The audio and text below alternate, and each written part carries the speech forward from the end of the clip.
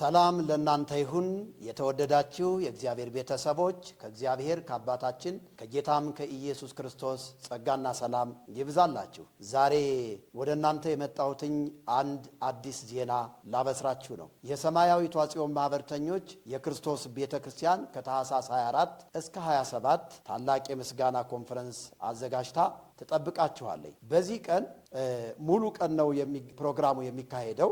የሚያገለግሉ አገልጋዮች መጋቢ በቀለ ወልደ ኪዳን፣ ዘማሪት ቢሊሴ፣ ዘማሪ ሀብታሙ ሽብሩ፣ ነቢይ አስመሮምና ነቢዩ ዳንኤል 24 እስከ 27 ያገለግሉናል። እኔም በዚህ ስፍራ ላይ እግዚአብሔር በሰጠኝ ጸጋ አገለግላችኋለሁ። ሁሉም የተሐድሶ መርጌቶች ቅኔና ወረብ ማህሌት ለሚገባው ለጌታ ለኢየሱስ ክርስቶስ ያቀርባሉ።